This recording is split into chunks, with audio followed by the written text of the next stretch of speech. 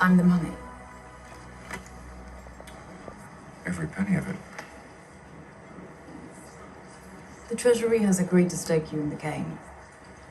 Vesper. I do hope you gave your parents hell for that. Thank you. Your boss must be well connected. I've never seen so much go out the door so quickly. Not quite so stylishly. May I ask you where it is?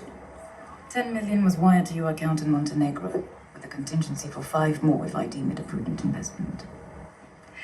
I suppose you've given some thought to the notion that if you lose, our government will have directly financed terrorism.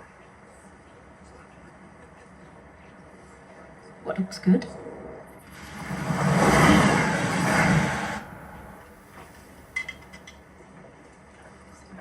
So you're telling me it's a matter of probability and odds?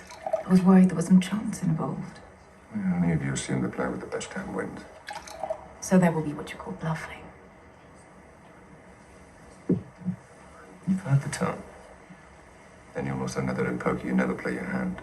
You play the man across from you. And you're good at reading people. Yes, I am. Which is why I've been able to detect an undercurrent of sarcasm in your voice. You'll know short our money is in good hands. You don't think this is a very good plan, do you? So there is a plan. I got the impression we were risking millions of dollars and hundreds of lives on a game of luck. What else can you surmise, Mr. Bond? About you, Miss Lynn? Well, your beauty's a problem. You worry you won't be taken seriously. Which one can say of any attractive woman with half a brain? True, but this one overcompensates by wearing slightly masculine clothing, being more aggressive than her female colleagues, which gives her a somewhat prickly demeanor.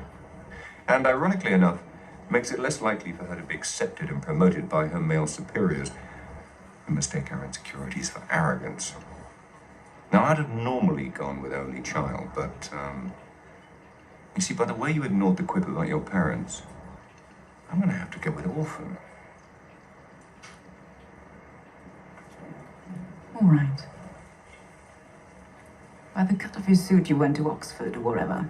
Naturally think human beings dress like that. But you wear it with such disdain. My guess is you didn't come from money, and your school friends never let you forget it. Which means you were at that school by the grace of someone else's charity, hence the chip on your shoulder. And since your first thought about me ran to orphan, that's what I'd say you are. Well, you are. I like this poker thing. And that makes perfect sense. Since MI6 looks for maladjusted young men who give little thought to sacrificing others in order to protect queen and country. You know, former SAS types with easy smiles and expensive watches. Rolex? Amiga. Beautiful. Now, having just met you, I wouldn't go as far as calling you a cold-hearted bastard. No, of course not. But it wouldn't be a stretch to imagine. You think of women as disposable pleasures rather than meaningful pursuits. So as charming as you are, Mr. Bond, I will be keeping my eye on our government's money and off your perfectly formed hearts. You noticed. Even accountants have imagination. How was your lamb? Skewered. On sympathizers. Good evening, Mr. Bond. Good evening, Miss Lynn.